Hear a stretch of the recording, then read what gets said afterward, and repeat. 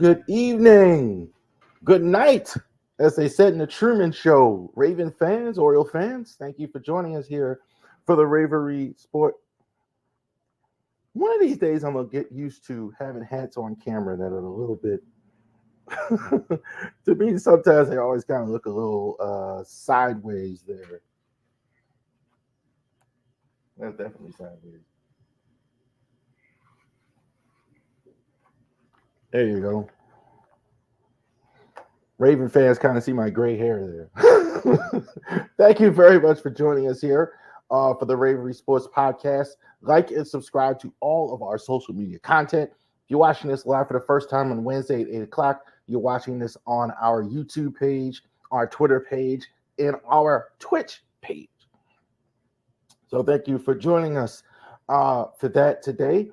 Thank you for all of us out there watching. I know we're in Ravens off season and Orioles off season. I know the Orioles are about to start up here. So thank you. If you've been watching during the Orioles and the Ravens off season, we appreciate it. You are a big sports fan.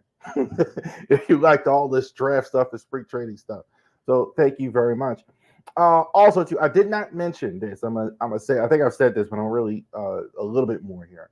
No longer am I are we going to do anything with Facebook as far as live at the start time? Two reasons. One, we're going to be revamping Facebook. Revamping might be an overstatement a little bit, but there's so many times with Facebook, I'm getting copies and things like that, and all these requests. So the Facebook feeds will still be on there. They just won't even be on there from start to finish.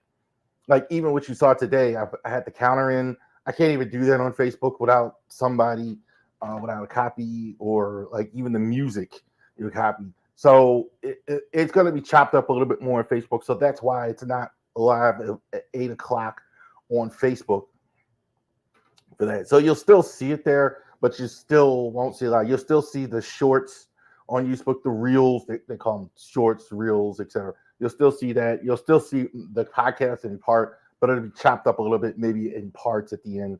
It'll require a little bit more editing to show it on Facebook. So keep that in mind. Also, the other part is you're going to see more of the products now on Facebook and Instagram.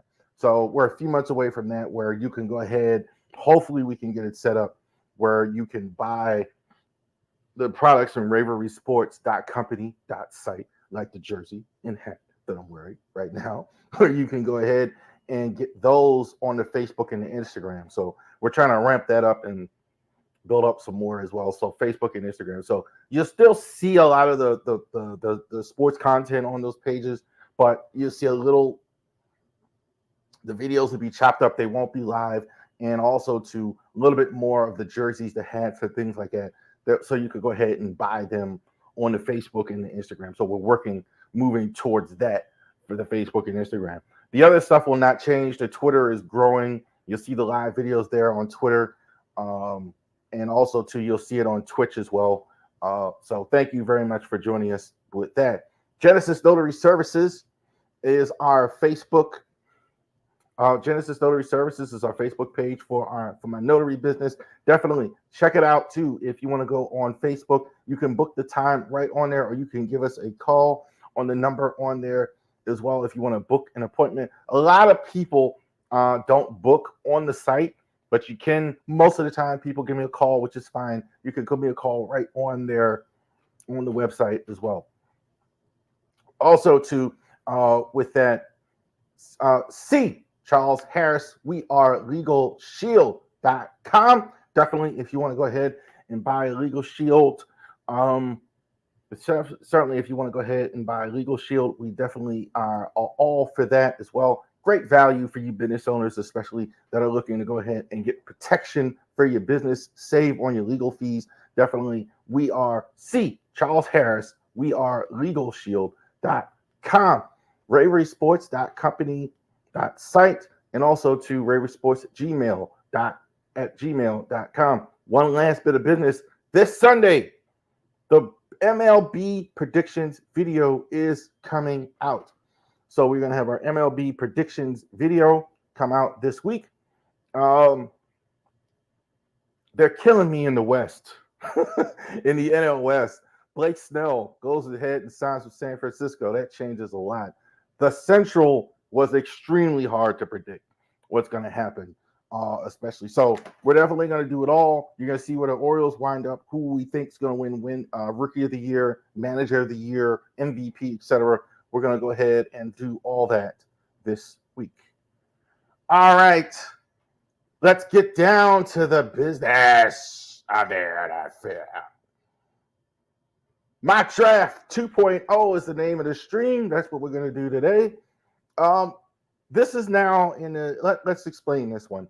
This is now post-free agency mock draft. Okay, so now we've had free agent signings. We had teams sign, players, teams leave, players leave.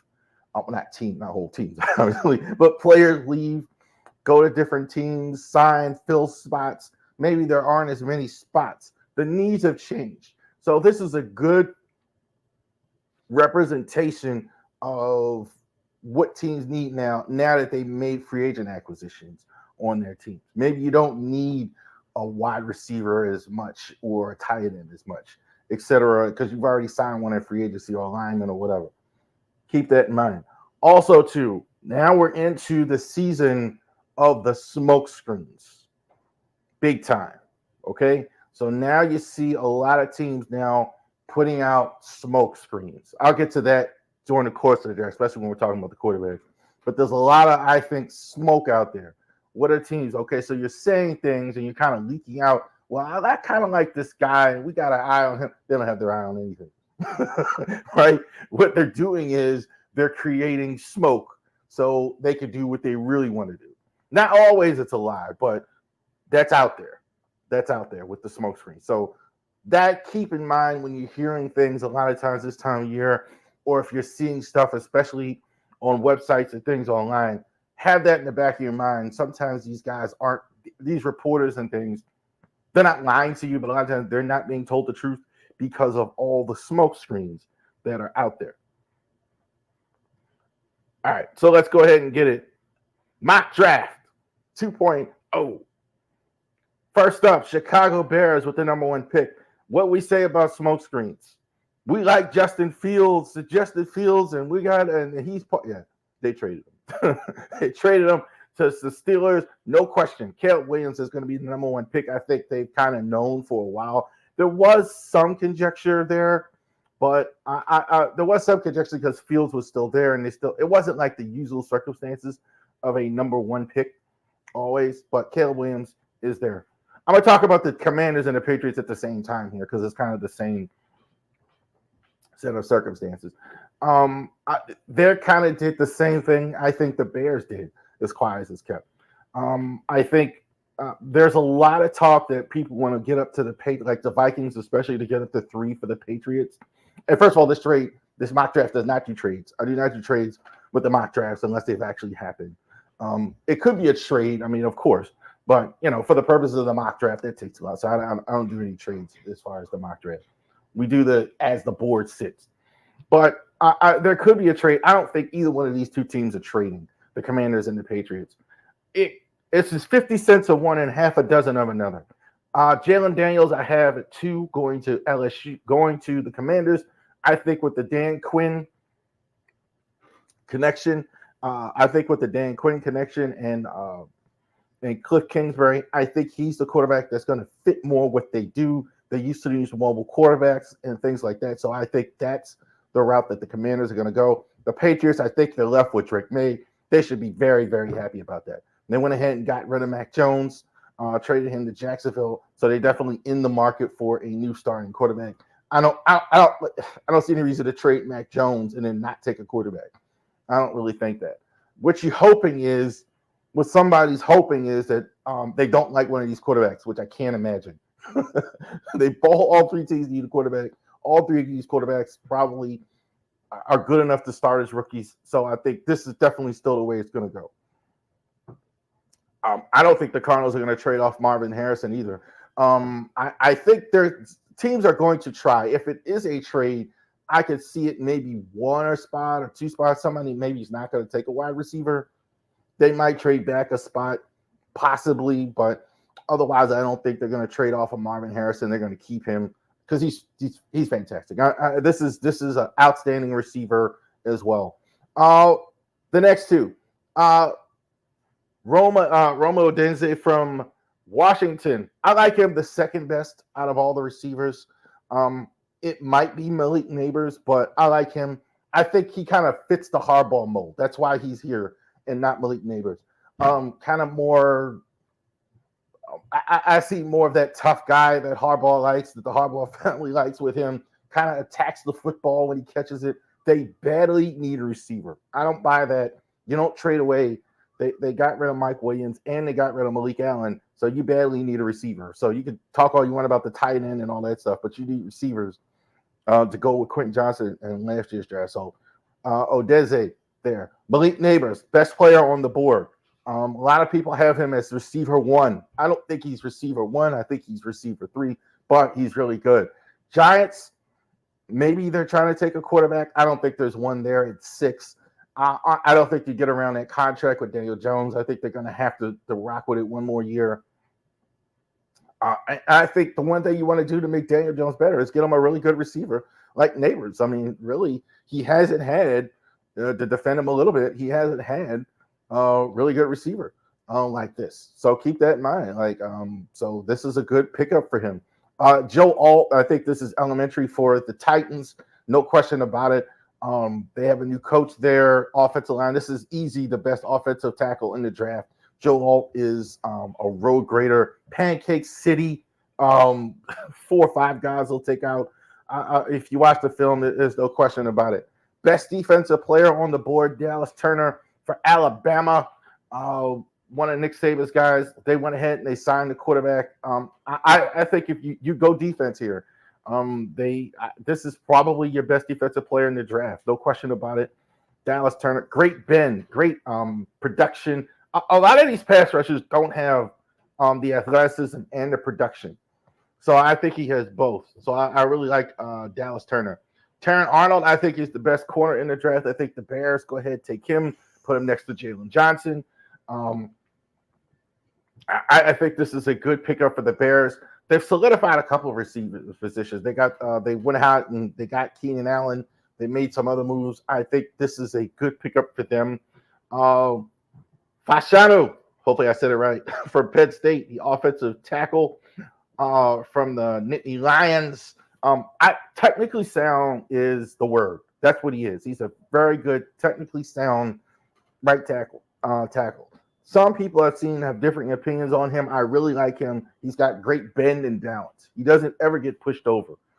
Sometimes because of his balance, not as physically gifted as an alt, but definitely has the ability. But definitely has a lot of ability. Jared Verse for the Vikings. Number 11, one of the top defensive tackles in the defensive ends in the draft. I think these are 2 of 2. Verse, I'm not as high on. This is maybe a little high. Then maybe I would pick him, but this is about in the area. Talk about the Vikings a bit. I'm seeing J.J. McCarthy with the Vikings a lot. I don't think McCarthy's a first-round pick. I don't think a lot of teams think that either. What I do think his name is being thrown around like we talked about for smoke.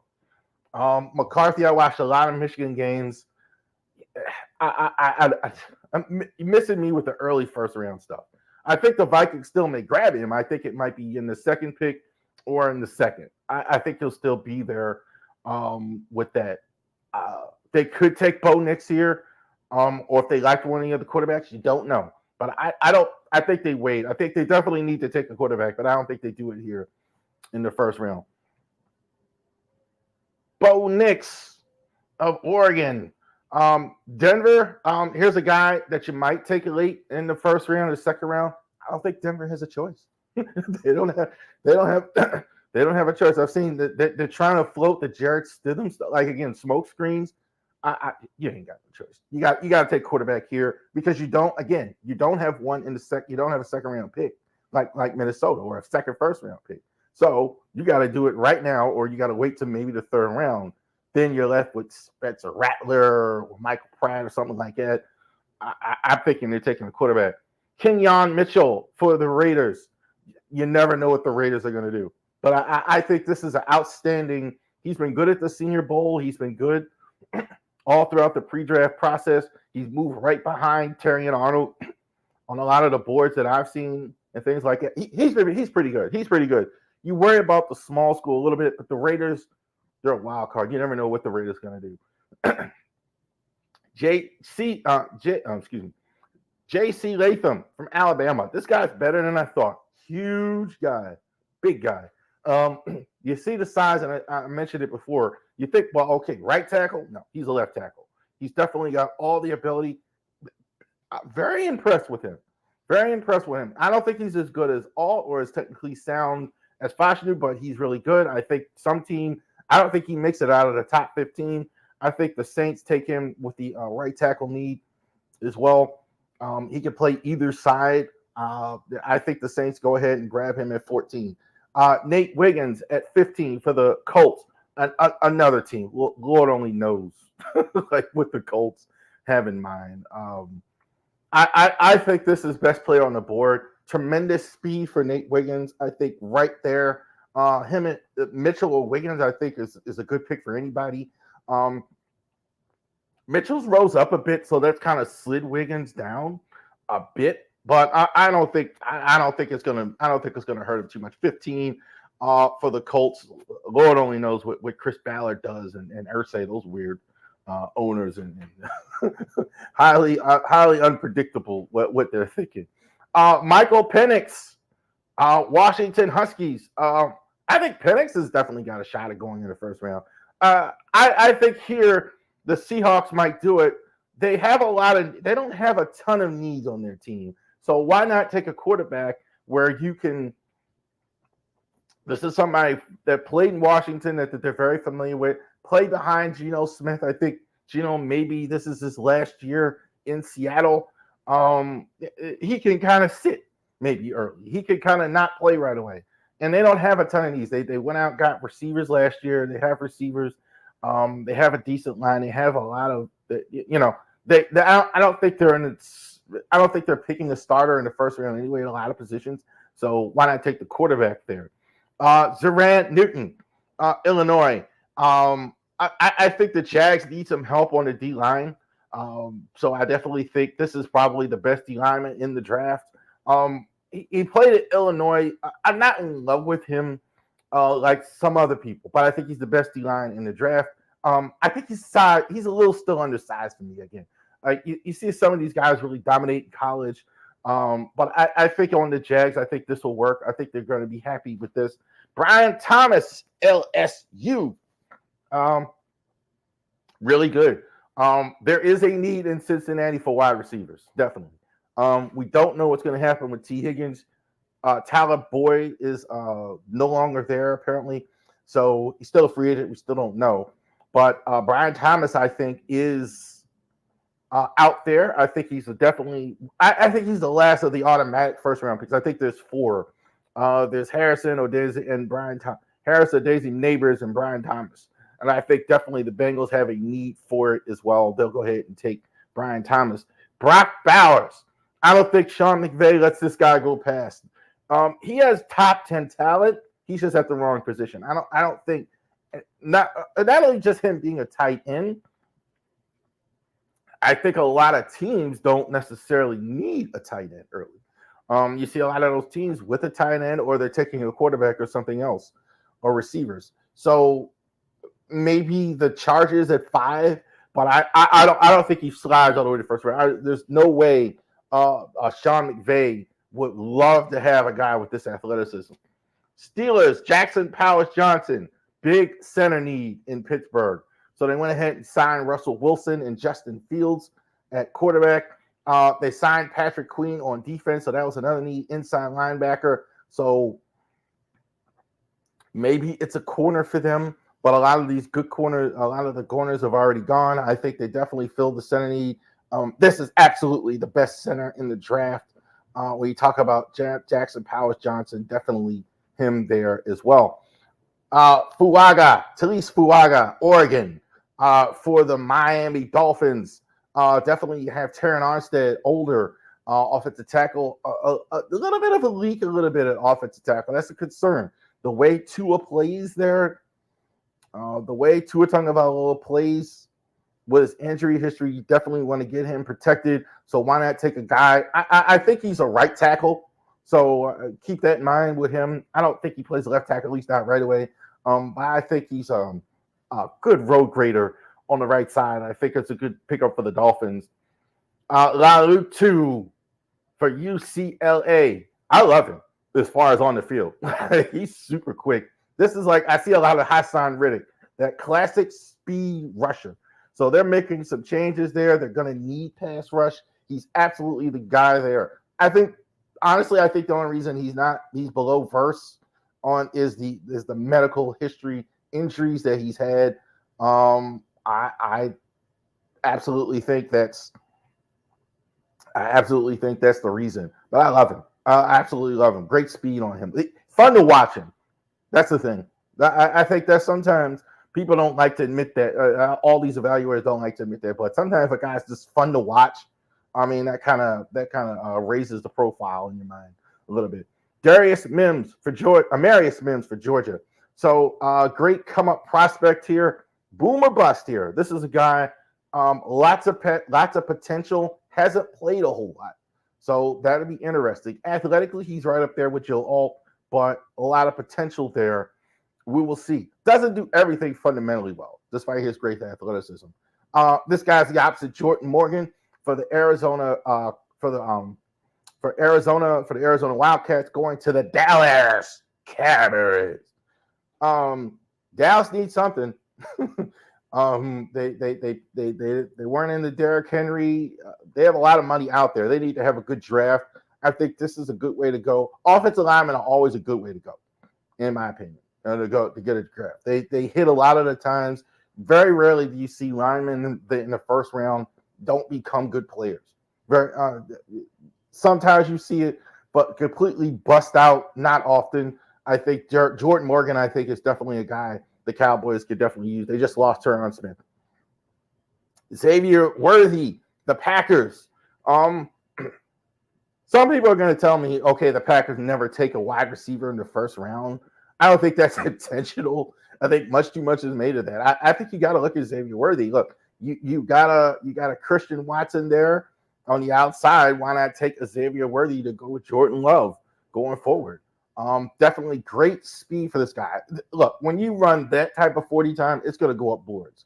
Definitely if Al Davis was still around, you had him at 12 with the Raiders. But definitely with this type of speed, I don't really think the Packers will kind of look at that. Kool-Aid McKinstry. He was the one more that they talked about in college at Alabama. I didn't leave it all because I didn't have enough room there. But Kool-Aid McKinstry, I think he was outstanding in Alabama. I think they had two really good corners. He wasn't as good as Terran Arnold. Kind of sliding down a bit. I think he's a bit higher. I think you still take him in the first round. Definitely a need for the Bucks because they went ahead and got rid of Kool-Aid McKinstry. But definitely Bucks solidified something. Bucks might not be half bad. I mean, they went and signed Baker Mayfield, Mike Evans, so they kind of solidified some things. So I think this is a good pick for them. Tyler Guyton, Oklahoma, for the Arizona Cardinals. Can't go wrong with linemen. I think Guyton, of all the ones in Morgan, maybe not hits right away in the first round. Maybe they might have to sit and play guard. But I think definitely he's not going to go in the first round. I think Guyton's definitely going to go in the first round. Guyton's pretty good. I don't know if he's a hit right away, though. It'd be interesting to see. A little green, I think, for me. Keon Coleman, Florida State wide receiver to the Bills. Bills need wide receiver help. There's no question about it. I don't know what's going on with Diggs. They've lost a lot of players. So, but I think like the wide receiver thing is definitely a thing. You got Gabe Davis. The situation is Gabe Davis is gone. Stephon Diggs, the situation is volatile. They have to cut a lot of players in the cap. They're kind of like in the same spot with the Cowboys. They need to have a good draft here. because they're not going to be able to go out and sign players. Cooper DeJean for Iowa Buckeyes. Iowa Hawkeyes. Get that confused. Buckeyes and Hawkeyes. I think he's the best safety in the draft. I think more and more I see him at corner. I don't blame him for putting it corner. He played corner in Iowa. I think somebody might put him in safety. This is a huge need for the Lions. The secondary was awful last year. They definitely went out and got Carlton Davis, so that helps. And I think you get to John. I think that's a strength. This is probably they probably can look at this as something what going to get us in the Super Bowl as well. So Deshaun, I think, is excellent pick for them. The Ravens, Troy Fautanu for the Washington Huskies. I have him at guard. I see him a lot of places at tackle. I think he's a guard right away. I don't think he plays tackle right away. I think he's definitely look. Ravens need both. You need guard and tackle. 3 linemen are now out the door. 3 starters are now out the door. John Simpson, Kevin Zeitler, and Morgan Moses. So you're doing something. So a guy with versatility could compete at either spot. I definitely could see with the Ravens putting him at right tackle if they needed to. I think that's the biggest need. But definitely the Ravens need line help now worse than you did a few weeks ago. Brian Murphy from Texas for fitting in on that 49ers line. So definitely keep that in mind. I think the Niners definitely need line help. They want to go Armstead a while ago. So they'll definitely keep that in mind. Murphy, I think, is probably good fit in the 3-4. I kind of said the same thing about him as Durant. 3-4, I think, is a good fit for him as well. Lastly, the Chefs, world champions, Adonde Mitchell, wide receiver, Texas. Mitchell, I think, is very interesting. This is another case where people are higher on him than I am, but I think a lot of the receivers are going to go. A lot of this first round, offensive guys, I think more than usual than a lot of years. You got a lot of wide receivers. You got a lot of quarterbacks. You might have as many as 6. I don't have 6, but yeah, I think Mitchell. I don't love him as much. I think he's a good route runner. He doesn't separate enough. I really like to see receivers in college separate, but I think on the Chiefs, he didn't have to carry anything, right? Right? You got Marquise Brown, you got Rashee Rice, who can kind of come in and kind of like sit in zones. I think he's a good fit for them. There you go. There you go. NFL mock draft 2.0. So definitely keep that in mind. So definitely keep that. It's smoke season, right? You're going to see a lot of smoke. You're going to see a lot of teams out there saying things that aren't necessarily. Keep that in mind. So NFL mock draft, we're going to do the Ravens here as well. Let's finish the season with the Terps. It's over. Last week of the Big Ten tournament, Terps were successful in the 1 game against Rutgers. That was going on as I was recording last week. Also, too, so they were successful in that. Definitely lost to Wisconsin in the second round of the tournament. So their season is over. There will be no Terps in the NCAA tournament with the losing record. No Terps with the NCAA in the NIT with the losing record. Thinking that might have happened if they had won a couple games. They probably could have got themselves in the NIT had they beaten Wisconsin as well as Rutgers. So they did that. I think that might have got them in, but wasn't to be. They did not go ahead and get in. What was wrong with the Terps this year? A lot of people don't like Kevin Willard. I don't think that was the problem so much. There was only so much I think he could do with this squad. They couldn't shoot. To sum it up, I think they you can't shoot and you don't have size. You saw it over and over in games when they played Indiana, when they played Michigan State, when they played Purdue, especially with all that stuff. With teams with size, they would just back them in, use their size, get under the hoop. That was a whole difference. Indiana, it was a stark difference. Purdue, definitely, it was even bigger this year. So they didn't have size. They kind of had Julian Reese kind of playing center, who's about 6'8", 6'9". So they didn't have that. to really harden their hand on, and they couldn't shoot well. Like DHS, De'Aaron Harris Smith is he was, God bless him, he was in the gym with Coach Kevin Willard every day working on his shot, but it never really developed. Kaiser, who is a tremendous athlete, jumped out the gym. Same thing, really never got together. So they were so dependent on the Big Ten first team player Jameer Young, and they couldn't put enough together. Defensively, they did fairly well. I think offensively, they just couldn't find anybody help to really besides Jameer Young. Julian Reese had a good season, and Dante Scott. I think those were the next two, but they're not. They really couldn't do anything without the help of Jameer Young. They didn't really play well. What you want is them to play well when Jameer Young wasn't, or for them to have a night and carry the ride and carry the load when he doesn't. That really never happened. They kind of played well when he did. So that didn't really happen. They really, when you have that, okay, you need the night where Michael is not feeling well, whatever, Scottie Pippen now, that really didn't happen. That makes sense. If that analogy makes sense. So the Terps will go ahead, go in the offseason. Derek Queen, the 5-star, is going to be joining the Terps next year.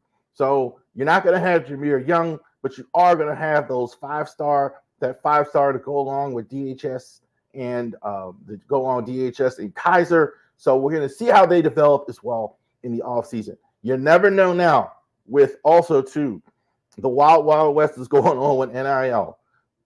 This is now turned in some sense the NFL or the NBA with players just moving all around. So I'm looking at those guys, but you never know who else is going to be here next year. So you just never know who Kevin Willard can convince to come over to Maryland for whatever reason.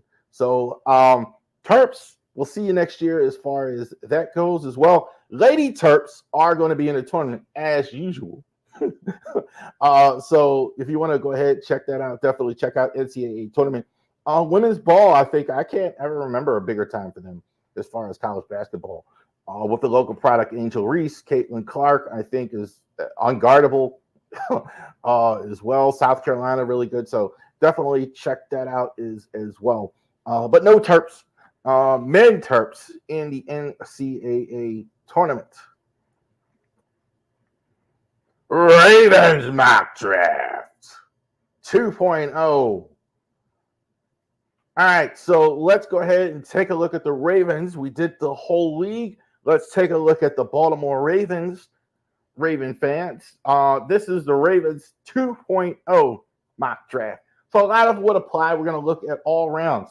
Now, what has happened? The trade of Morgan Moses, you got more picks. You're picking 9 times in the draft. So definitely also to receiver, the lineman, big thing now.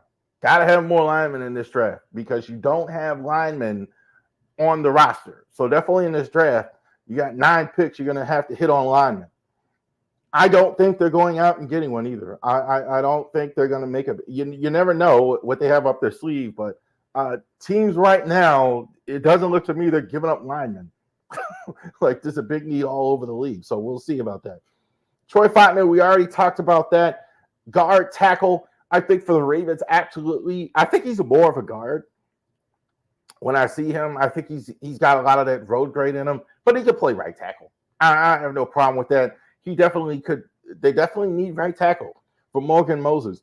So look, you got that. You still have McCary in house. You still have Ben Cleveland in house.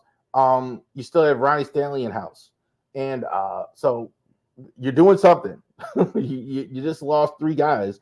So I definitely think it's a big need for them to go ahead and get a offensive lineman earlier, now more than ever. Blake Corum from Michigan. I like Corum as the number 1 running back in the draft. Pick your poison. I think Benson from Florida State, I think is a good choice. None of these backs I think are going to go early. I'd be shocked. I didn't have any in my mock first round. I don't think any of them are going to go maybe early second round. I think you'll see. I don't think they start going off the board till mid second round. I think a lot of people have Benson ahead of Corum. I absolutely believe the Ravens would take a running back here. You got Derrick Henry, which is, I mean, tremendous signing. Also, but you need somebody else in there, and this is only a one-year deal for Henry. So maybe you can get the guy of the future here. Definitely, look, in the Harbaugh family, definitely guy very familiar. John Harbaugh is very familiar with this guy as well. Corum, I think, would be this is best player available type pick that the Ravens like to make. That the Costa and Ozzie and Harbaugh they like to make that. Kai Slays, I have him at third. I definitely think there's a lot of potential here. I don't think he's ready to start right away. I think he's really good, though. I think he's got a lot of potential. He's definitely, I don't think, in my opinion, ready to start right away, but definitely a lot of potential. I think he's really good. He didn't play much his senior year, which is a bit of a concerning. He should be ready to go as well. I think you could definitely play him at left tackle as well, put him right in the rotation there. The injury history is probably why he's down here, but definitely a guy with first round potential written all over him that you're getting in third round. Tommy Eichenberg from the Ohio State Buckeyes. The Ohio State, like Gus Johnson likes to say. Linebacker in every sense. This guy was born a linebacker. Love the way he runs to the football. Absolutely love it. Every time I've seen him run straight line to the ball, great straight line speed. Some guys have that knack for the football, like have that linebackers. It really is an instinct. Like when you see Blake Corum run, he's got a little bit of that. Marcus Allen knows how to find the hole. That Le'Veon Bell knows how to find the hole. This guy, Eichenberg, when you see him, he knows how to get to the football. There's something that you just can't put your finger on, but I see it. Straight line to the ball. Whatever he doesn't have in athleticism, he has with instinct. I love it. I think definitely he's going to be competing with Simpson for that Patrick Queen spot that's now open. Go back here. Jalen Simpson. This is a cornerback safety. This is definitely one of the best slot corners in the entire draft. Jalen Simpson. So definitely, I think the Ravens are going to take a look at him. They just last night, just the other day, they signed back Arthur Mallett back. So that's a big signing. He was really good for them last year. So you got Darius Washington competing in the slot. I think he's going to be competing with this guy in the slot. Marlon Humphrey and Brandon Williams on the outside. I think they're going to need some slot help. Maybe in the long term they need a corner, but they're going to need some slot help. This guy can kind of help you more right away in the slot. So that's why I think the Ravens are going to go here with Jalen Simpson with his ability. Definitely can put him in that nickelback spot pretty early. Here's a guy you got to replace now, Devin Duvernay, who's officially signed with the Jaguars. Adalis Smith from Texas A&M, kick returner, punt return, wide receiver. I think this is your Colin Wallace competition at the punt returner. I think definitely you could play him at receiver. I'm not really writing that off, but definitely to get him on the roster early as a young player, this is definitely a spot you could put him in, definitely with his ability, one of the best in the country at that. Some of y'all might know this guy, Talia Tunga Vailoa, 6th rounder from Maryland. I think you're going to need a backup quarterback now. Definitely, too. You got an extra pick. Here's a guy. I think you can get him to do a lot of the same things that Tyler Huntley did. No question about it. I don't know if he's a starter in the NFL at any point. I think but to pick him in the 6th round, I think you can have him compete with the Josh Johnson. I'd rather have him than a lot of guys. I think this is a cheaper option. And I think the big thing is when you have a Lamar Jackson, you want a guy who can do some of the same things that Lamar does. He's not Lamar Jackson, by any stretch. But you know, a lot of people, for instance, Joe Flacco, a lot of people wanted him to sign. You're changing everything around when you do that. You sign this guy, you're going to get a lot of some of the same things that you got with Tyler Huntley. I definitely think you could put him in the competition.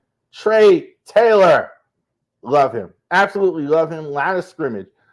You could put him at line. I think if it's not the Ravens, whoever gets him might put him at linebacker, but definitely around the ball, around the line of scrimmage, definitely you could use him as strong safety.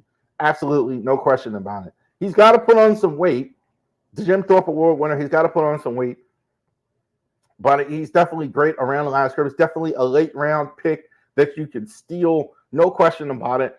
He can make a roster, and you see a lot of these safeties that the Ravens have had throughout the years: a Geno Stone, a Chuck Smith, Deshaun Elliott, etc., like that. Late round picks, not these early picks. So definitely they can get a depth piece here late. All right, and Joe Smecko from North Carolina State Wolfpack.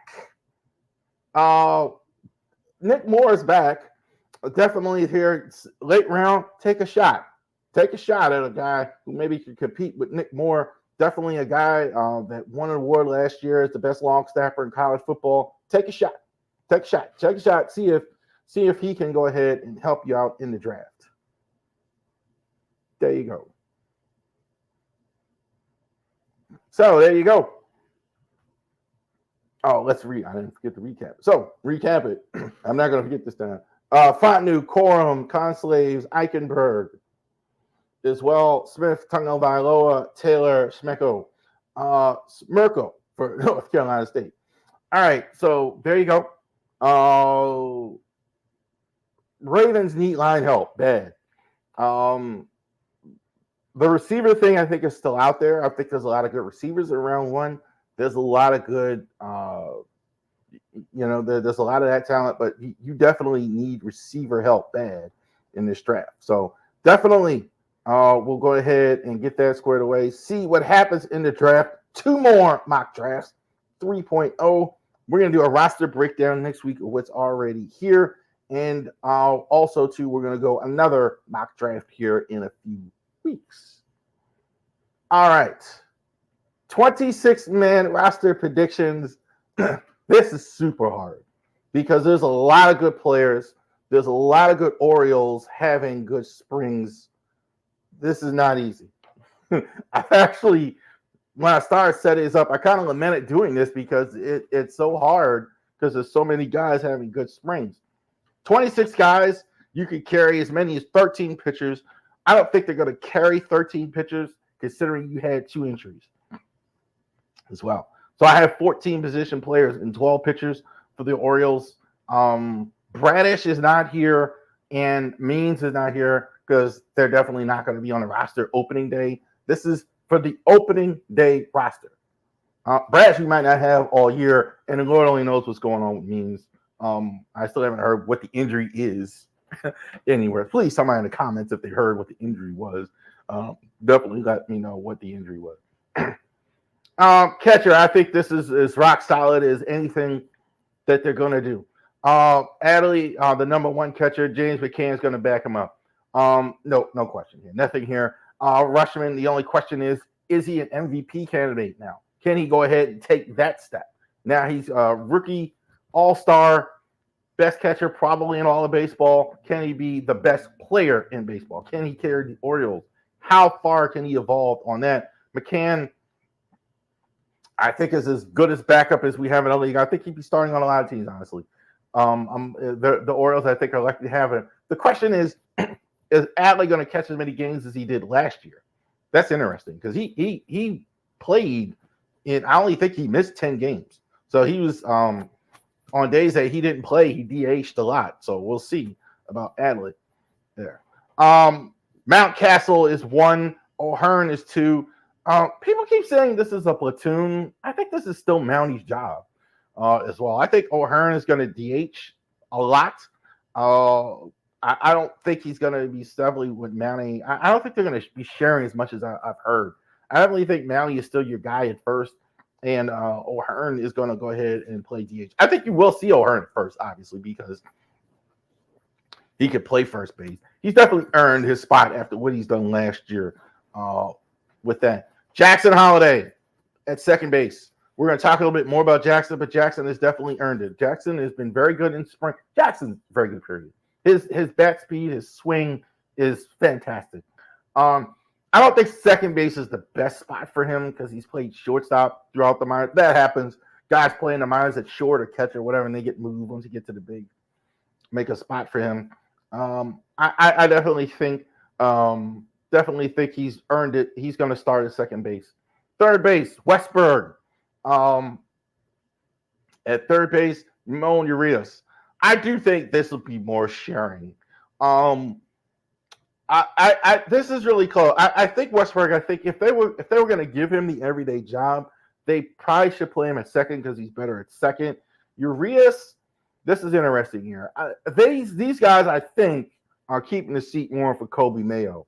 I don't think Mayo makes it quite yet, but I think these guys are going to be keeping the seat warm for him. I think this was the method to the madness. Mayo's been fantastic during the spring. Westberg, I think, is pretty good. I think he deserves, though, to start at the beginning of the year. Urias, seems like they're not going to trade him or cut him, so it'll be interesting to see what happens here in the next few days. It is possible they get rid of Urias. I think it's not possible. I think it's out of the realm. I think of the two, I think that's definitely possible here. Shortstop, Gunnar is going to start in Is going to start at shortstop this year. Jorge Mateo is going to back him up. I think Mateo is going to do what he's been doing, maybe a little less at shortstop. I think you'll see him. I thought the other day I saw him at second base, playing a little bit outfield, more of a utility guy. I think his roster spot is pretty secure. As a bench player, his skill set fits. That's why I think he's still here, as much as some fans get on Jorge Mateo and all that. But I think his skill set fits there. Left field, Austin Hayes, Colton Cowser made it. Austin Hayes, I think, is absolutely an all-star. Definitely shout out to him holding it off. Colton Cowser is putting on a show. Just putting on a show. I don't think there's been anybody. I think he's probably had the best spring. I don't see any way you send him down after the spring he's had. I think he's probably on the verge of making it anyway. I think he's definitely earned it. I'm taking Colton Cowser. I think Austin Hayes. Interesting to see how much he plays, though, because I don't know. I mean, again, there's pretty loaded roster here, so I don't know how much he plays, but I definitely think he makes the roster out of spring. Cedric Mullins had a little bit of an injury. He's back. I think he's definitely center field. I think he's the only real center fielder. I think you'll see Cowser in center. I think you'll see Mateo in center.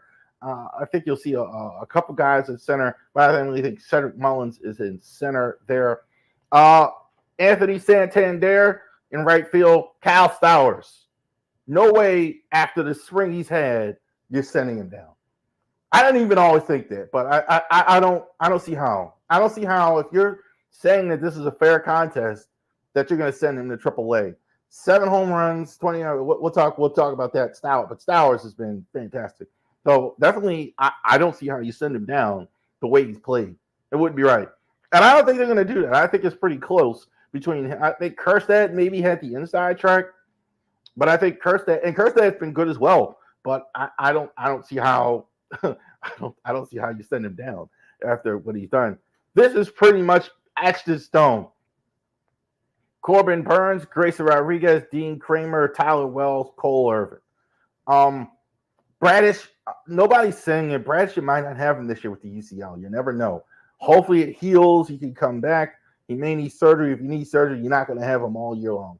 So that's tragic if that happens. Wells, we don't know what's going on. John Means, we don't know what's going on. We don't know. I'm assuming he'll be in the rotation at some point this year. Definitely. But won't be on the opening roster. He'll be on the IL. Bullpen, 7 guys.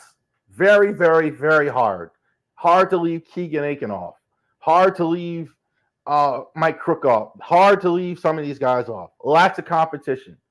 Brian Baker not on here.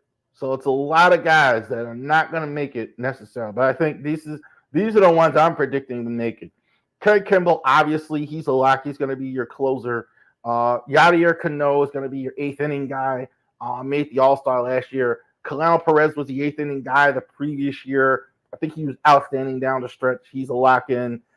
Danny Colombe, I thought you could argue he was almost as good as Cano last year. One of the best pitchers, most consistent middle reliever, so definitely he's locked in. Mike Baumann, I think, has earned it.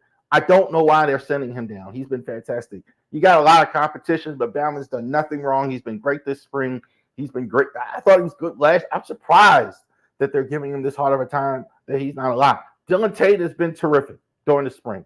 I think everybody forgot how good he was the year before. Didn't pitch at all last year. Pitching in the rotation this year. Dylan Tate has been pitching in the bullpen this year. I think he's there. Turan, I think, makes it. Definitely a guy you could put him in the bullpen. Best days probably behind him. I can say this: they gave up a lot to get him, so I'm kind of thinking that they're going to keep him. Definitely, he's a guy, especially with the rotation. I definitely think they want to keep one guy here in the majors ready for a rotation. I think he's your guy. So definitely, if it doesn't work out with Cole Irvin, if it doesn't work out with Tyler Wells, if it doesn't work out with those guys, you can definitely put him in the rotation immediately. Keep him on the roster. For sure, he signed with a different team if that was to happen. There you go. 26-man predictions for the Orioles. It's tough. Really tough. Because so many guys are having good springs. Let's take a look at the spring for the Orioles that the Orioles are having. First of all, the record is sensational. Now, we don't count Grapefruit League games, but I can't remember this good, 19-5. So they're way ahead in the spring games. This tells you how good the roster is, okay?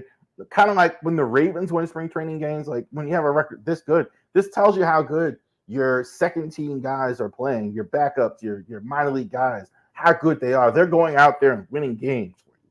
So that's saying a lot. Norfolk Tides, we can talk about that again this summer, or baseball summer. They won the championship. They're going to hang a banner here. Wow. Lots to talk about. Who's having the best spring? Kyle Stowers. I didn't have him on the roster. He's earned it. 7 home runs, 14 RBIs, 1 steal, 275 average, 286 OPS. He's putting on a show. I said it yesterday. Him and Cowser, they're just putting on a show. Definitely, they've earned their spot on the roster as well. Kobe Mayo, I think he's having the best spring with somebody who's not going to make it. I don't think for whatever reason they're going to pull the trigger. If they did, it wouldn't blow me away because he's been really good. He's been under the radar almost as good as Jackson Holiday. He really has. I think, but I don't think they're going to keep him yet because of the log jam. I think they got to do something with these guys. Service time as well, right? Why? I think you got about 3 rookies on there. You got 2 rookies already on there. I don't think they're going to just waste service time with a guy they're not sure how many at bats they're going to get. Colt Cowser has been terrific. 5 home runs, 10 RBIs. He's really giving it to him. He really hit one yesterday. He's been terrific. I thought Cowser was on the inside track anyway, but he needed a good spring. I thought he's actually giving them one. He's giving them a really good spring training. 5 home runs, 10 RBIs. I've always liked him. I thought last year they kind of misused him, didn't play him much, and that's probably my concern. How much is he going to play on the major league roster with all these good players? Dylan Tate, no earned runs at all in 6 appearances. So I think people are forgetting how good he was the year before. He was really good. In that bullpen, he's going to be there. I think he's been really good. There's no reason to think that the velocity really looked good with him from what I have seen. So I definitely think he's going to be there in that bullpen for them. I think he needed a good spring, and he had it. I thought, like, if he had really struggled, I thought with all the bullpen guys they got, it would have been hard. But I think he solidified himself. Good work by him. More of a note, Tyler Nevin, great spring. 2 home runs, 5 RBIs. I think under different circumstances he makes the team. But I think, again, infielder, there's no spot for you. there's no spot for you. Interesting to see if they could trade him. Interesting to see if they keep him in Norfolk. But he's been really good. But I don't think there's going to be a spot for Tyler Nevin. Although it's worth noting, he's been really good. So when you see that, when the roster actually does come out and you see that, you say, oh, okay, this guy was really good in the spring. And then you see why. So if you see it, I don't think there'll be a Ron Lahern trade or something. But these things like that, when you see these type of numbers, interesting to see what the management and the team is looking at. All right. So we're going to have Oriole games here very soon. Sunday, definitely if you aren't watching this before Sunday, our predictions video, MLB predictions video is going to be Sunday night. We're definitely going to do that the night before the baseball season starts. Orioles and the Angels on next Thursday is going to be, our season is going to be ready to go. Corbin Burns is going to start on the mound against Reed Detmers and the Angels. So definitely check that out. Thank you very much for joining us this week, the Ravery Sports Podcast. Enjoy all the games that are going on. March Madness. Definitely those of you that are definitely going to check that out as well. I used to take the day off from work. I got too many jobs and businesses, so I won't be doing that this year. But definitely enjoy it. Thursday and Friday, two of my favorite sports days of the year. March Madness. Definitely check that out as well. Thank you very much.